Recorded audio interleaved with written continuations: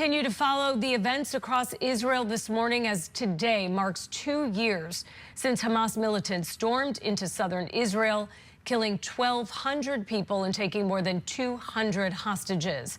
Thousands of Israelis gathered at memorial sites today, including the Nova Music Festival, where almost 400 people died. Scripps News international correspondent Blake Sifton is in Tel Aviv for us. And Blake, how is the second anniversary of those October 7th attacks and the beginning of the war there? How's it being felt by Israelis and Palestinians alike?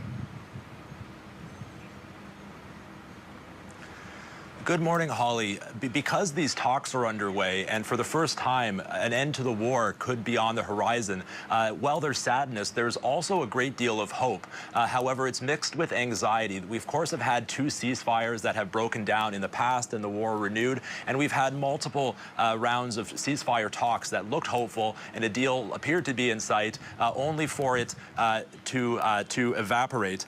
Now, in addition to that, most people, when you speak to them, honestly can't believe that 2 years on, the war is still raging. I was here on October 7th, and I woke up at 6:30 in the morning to the first rocket sirens, and I stood on this balcony, and I watched the rockets being intercepted over Tel Aviv. And at the time, I never could have imagined that 2 years on, the war would still be raging. Now, of course, in Gaza, local health officials say 67,000 people have been killed, including 18,000 children. Everyone in Gaza knows multiple people who have died in this war.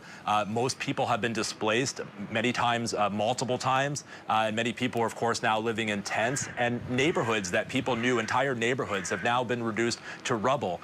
In Israel, the memory and the experience of October 7th is very much an open wound, and many people say that it won't heal until all remaining hostages are brought back from Gaza. Of course, we also need to remember that this is the longest war Israel has ever fought, and hundreds of thousands of soldiers and reservists have served hundreds of days in both Gaza and Lebanon. There's widespread reports of burnout, of PTSD, and there has been increasing rates of suicide amongst soldiers and reservists. Israelis are also well aware of how diplomatically isolated they've become and how badly their reputation has been damaged internationally. And politically, they are very divided. A poll was released just the other day in which 64% of Israelis said that Prime Minister Benjamin Netanyahu should take responsibility for the failures that led to October 7th and should resign. But of course, he does still enjoy substantial support amongst many in Israel.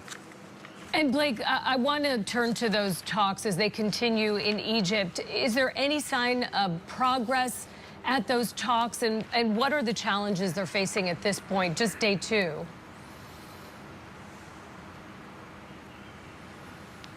Well, the first day of the talks yesterday, we're told, ended on a positive note.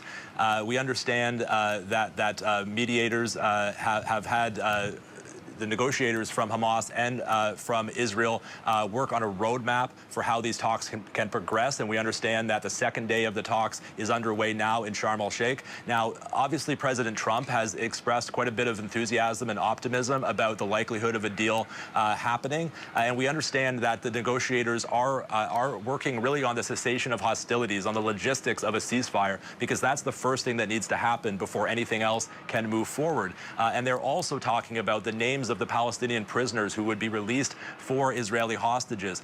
This, according to the proposal, is the release of some 250 security prisoners that are serving life sentences in Israeli jails that would be released. Now, Hamas reportedly wants high-profile prisoners. They want the kind of prisoners that Israel believes are the most notorious and that Israel is the most reluctant to release. So that is a major obstacle to overcome. Also, the withdrawal of Israeli forces ahead of this exchange of hostages for prisoners is another major issue. Hamas is apparently pushing for Israeli forces to withdraw to the lines they held in January during the last ceasefire, when they did not hold most Palestinian population centers. But according to the proposal as it's written, Israel would remain in the lines they held until August, where they were in control of most Palestinian population centers.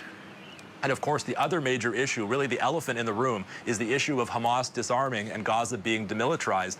When Hamas sent their response to President Trump's proposal, a response that was viewed as positive and that led President Trump to say Hamas was ready for peace, they made no mention of disarming. And that has been a red line for them. And other than the hostages, it's Israel's other major demand. So that is a major stumbling block to be overcome. All right, Scripps News international correspondent Blake Sifton in Tel Aviv with that update. Thank you, Blake. We will check in with you as these talks progress.